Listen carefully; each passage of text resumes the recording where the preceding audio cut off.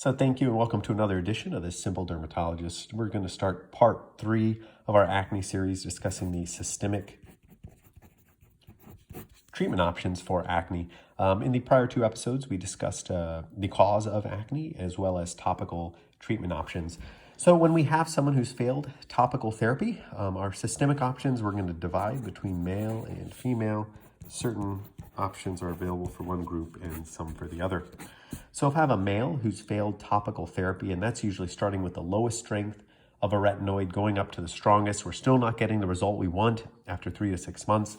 The next step for effective treatment is going to be isotretinoin, that's an N, otherwise known as the drug Accutane. Now, Accutane, you'll notice, or isotretinoin, shares the word tretinoin.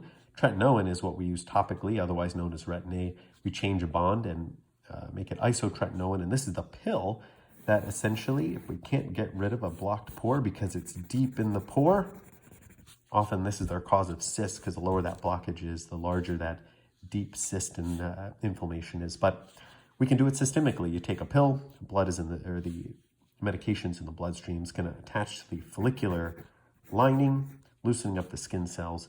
And after about 5 to 6 months of therapy, we can get rid of those blackheads and clear up the acne. But do understand that isotretinoin is not a drug to be taken lightly. It can have severe side effects. There is blood monitoring that goes along with it, and it's definitely a treatment of last resort. The other options that I find less effective would be adding oral antibiotics. Oral antibiotics, common ones would include the tetracycline class to include doxycycline, as well as minocycline. And these medications can help some. Overall, I do not find the addition of oral antibiotics that it does clear up a patient. However, it can be helpful with topical therapy.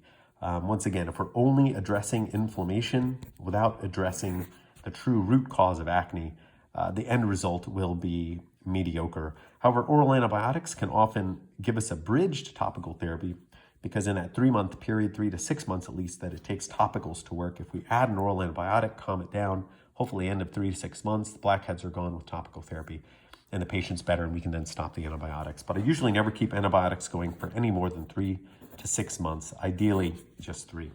For females, if we have failure of topical therapy, once again, isotretinoin is an option.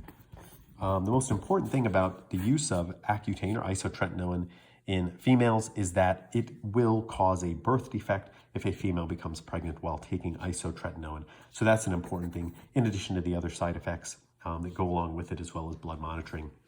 There are some other options available, depending on the age of the patient and the risk factors and what a patient's comfortable with.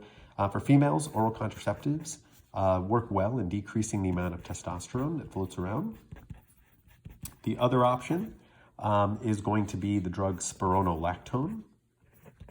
This is one of my favorite drugs for adult cystic acne in females.